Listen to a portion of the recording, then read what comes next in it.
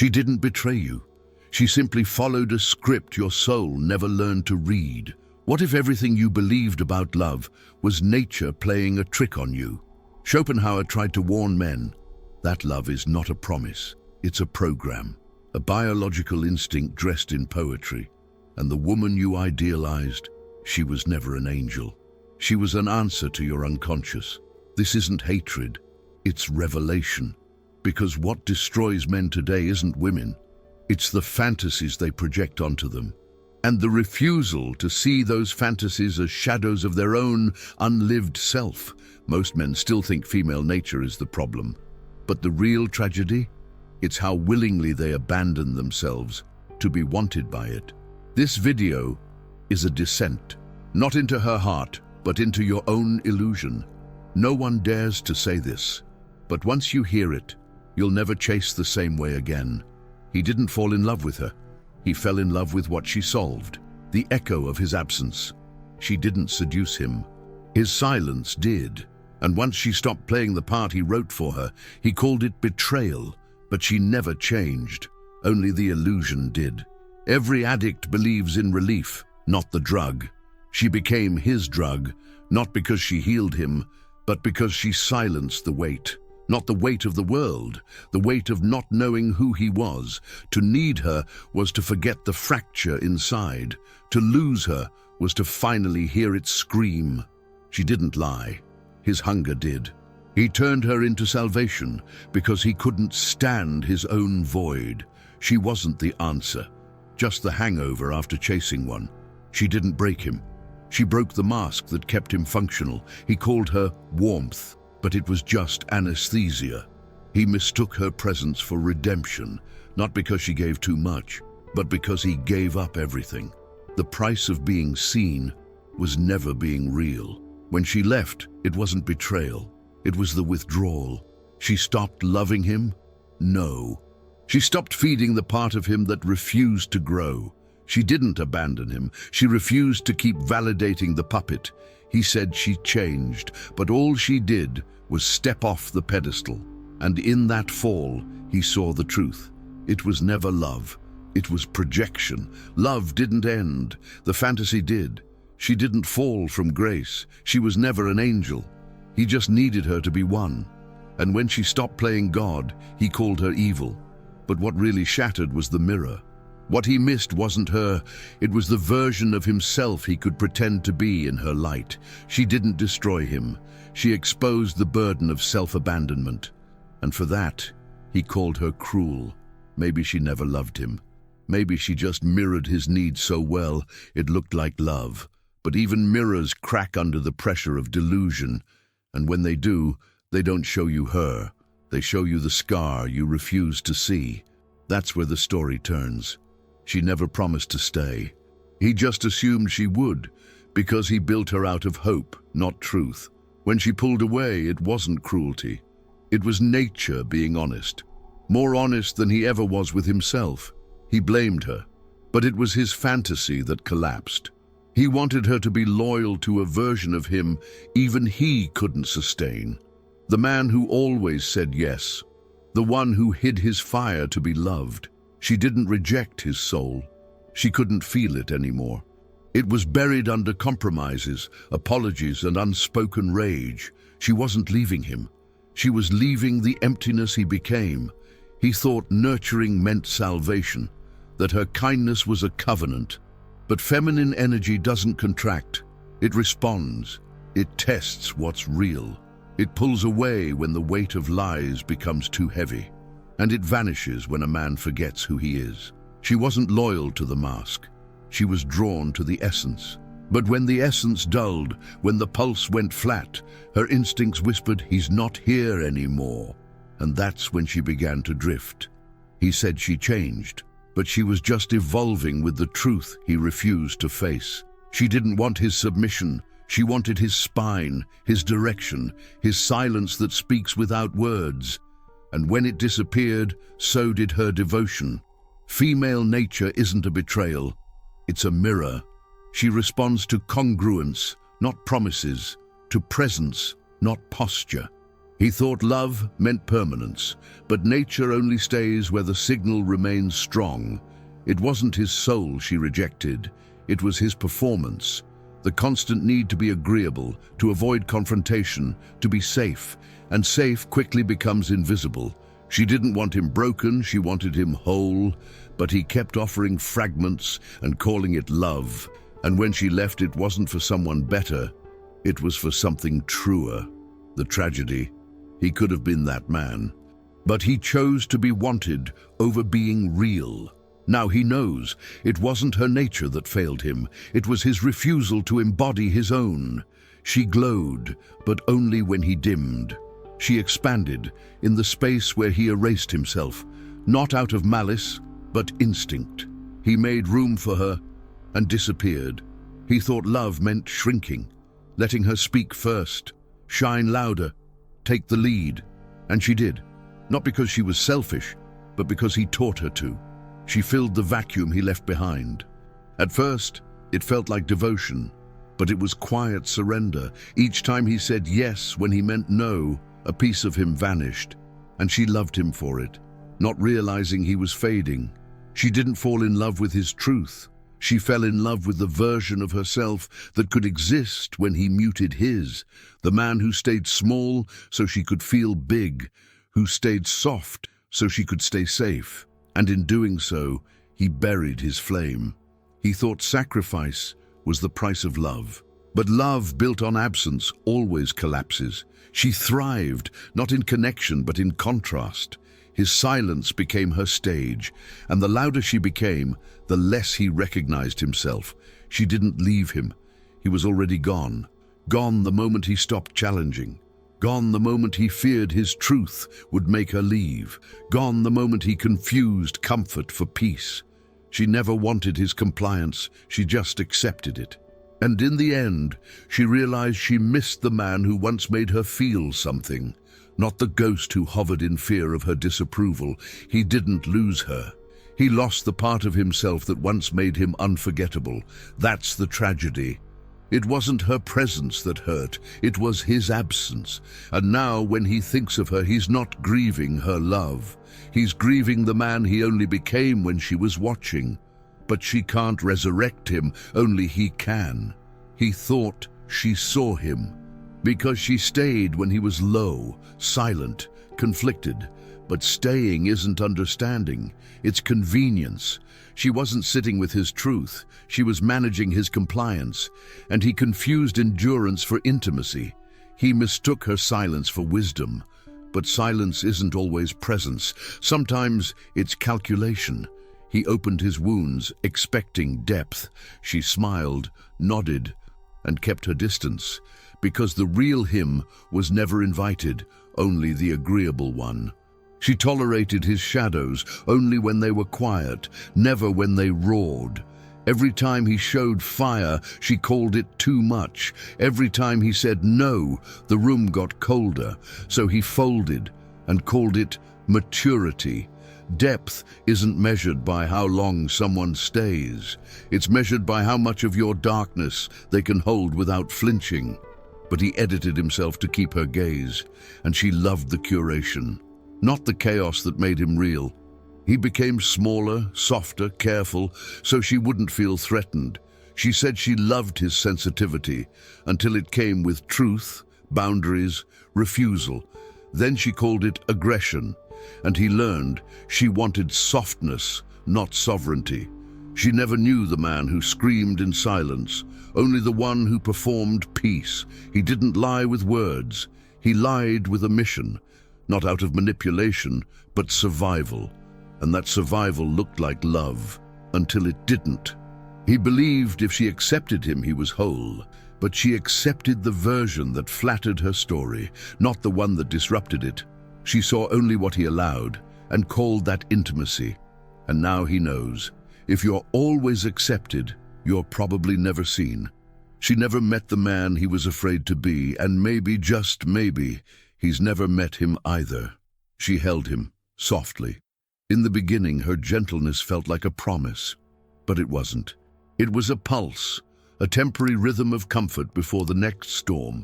He thought nurturing meant security, but the feminine isn't still. It moves, tests, evolves. It doesn't want perfection, it wants presence. And presence must be earned, not performed. She loved him when he was raw, but only if he stayed stable. The moment he wavered, she didn't offer safety. She offered silence, not because she stopped caring, but because she was waiting to see if he would rise without needing her applause. She doesn't test to hurt, she tests to feel truth. She needs to know, is this man grounded or just pretending? Can he lead when I resist? Will he remain solid when I shake the ground? The test isn't loud, it's subtle, a withdrawal, a challenge. A silence meant to reveal what noise used to hide. He mistook repetition for love, but the moment he became predictable, he became invisible. Not because she stopped seeing him, but because he stopped surprising life, and life is what she craves. She wanted the edge, not the exhaustion of a man who survives by pleasing, not the routine of a man who's forgotten how to burn. She wanted presence that disrupts, a gaze that commands without saying a word. Now he knows. She never asked for perfection. She asked for reality, but he gave her a polished version. And she tested, not to destroy him, but to find out if there was anything left to destroy. She met a man who owned his fire, not loud, but certain. He didn't flinch, he didn't over-explain, and that certainty made her feel safe, not in control, but in surrender. But then he started adjusting. He shaped himself to keep her, trimmed the parts she called too much, softened the edges she once admired. At first she praised it, but something essential began to vanish. He thought this was growth, but it was slow erosion, not transformation, deformation. Every yes against his will, every silence that swallowed his truth, was a small betrayal she could feel, but never name. She didn't fall out of love, she fell out of resonance. The frequency she first heard in his soul, the one that called to her instincts, it faded. He became careful, predictable, measured, and the very wildness that once pulled her in became a threat he avoided.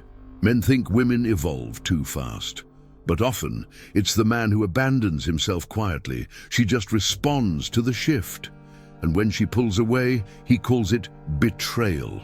Not seeing that he was the one who left first, she stopped feeling him because he stopped being him.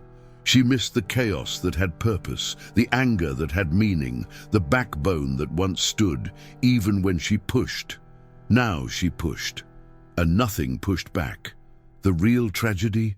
He still thinks she changed. But she was always responding to his signal, and the signal went dead the moment he chose being loved over being whole. Did you enjoy the content and it made a difference for you? Click on Super Thanks and support our work. He says he misses her, but what he really misses is how she made him feel about himself. She looked at him like he mattered, and for a moment he believed it. Not in her love, in his reflection in her eyes. She became his mirror, not because she knew him, but because she activated what he forgot he could be. Confident, desired, alive. And now that she's gone, it's not loneliness that haunts him. It's the death of that version. He wasn't addicted to her body or her voice. He was addicted to the identity she reflected. She made him feel like a man, but only because he stopped demanding that from himself. And now the mirror is shattered. He chases memories, not moments, because the present without her feels hollow, not because she completed him, but because he outsourced his wholeness and called it connection. She didn't abandon him.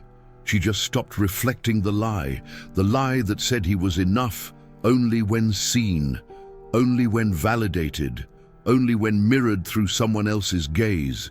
He grieves her, but her absence is just a symbol. The grief is older, deeper. It's the mourning of a man who needed someone else to awaken himself, and now faces the truth. That version was always his to claim. She gave him a glimpse of who he could be, but he thought she was the source. She was only the permission slip, The man he became with her was real, but he abandoned him the moment she walked away. The heartbreak isn't for her. It's ego mourning ego, a funeral for the false self that depended on her gaze. Now he stands alone, not broken, but invited to become the man without needing a mirror. He crafted himself carefully, strong but sensitive, disciplined but not threatening. A man designed not for truth, but for being chosen. And when she chose him, he called it masculinity. But it wasn't strength, it was strategy. A mask sculpted to attract, not to endure. And when her attention shifted, so did his identity. Because he was never building for himself. She became the judge, the prize, the audience. He dressed his soul in costumes, hoping for applause, but the real self was backstage. Silent, watching, forgotten. He confused performance with presence. Every gym session, every text delay, every calculated gesture wasn't for him. It was for the gaze. And the gaze is a god that never stays. He thought love required adjustment, but the adjustments hollowed him. She didn't destroy his masculinity. She revealed that it was never his. It was borrowed, rented for her validation. Masculinity built to be wanted is always silently begging to be seen, to be approved, to be enough. But true masculinity doesn't beg, it emanates. She didn't leave a man, she left an echo, and now he sits in the ruins of a persona he can no longer maintain, not because he's broken, but because the illusion ran out of oxygen. This is the rebirth, when he stops performing, when he no longer needs her gaze to stand upright. Because true masculinity isn't in being desired, it's in being whole, even if no one ever sees it. He kept chasing her, not just one woman, but the same pattern wearing different faces. Each time thinking, this is it, each time ending in collapse. He didn't want love, he wanted reunion with a part of himself he'd abandoned. Jung knew the danger. The anima, the feminine within, doesn't disappear if ignored. She takes over, not with rage, but with fantasy. She whispers through projection, illusion, obsession. He believed she'd complete him, but she was never outside him. Every pedestal he built was for the inner feminine he never dared to face. The nurturer, the seductress, the destroyer, all her. Schopenhauer warned, desire is a trick, not truth.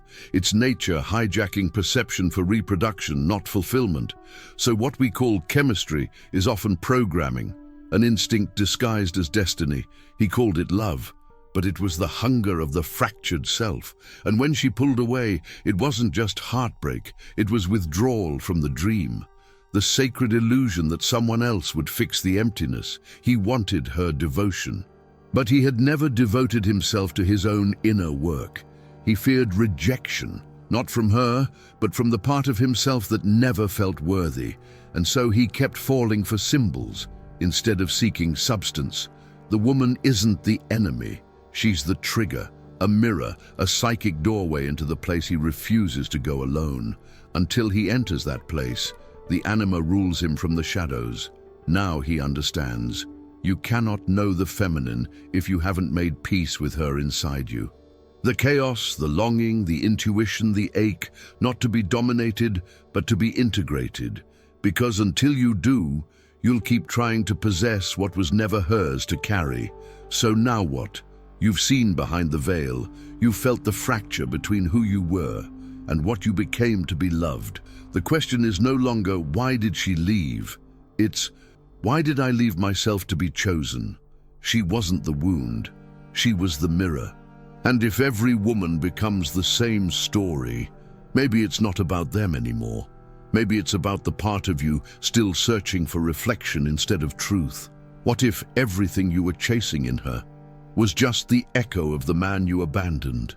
If you want to reclaim your masculinity, start where it was lost, in the quiet moments where you chose approval over authenticity, in the silences where you swallowed your voice to be safe. This isn't about rejecting women. It's about remembering who you are without needing them to tell you. So ask yourself, would she still desire you if you stopped performing?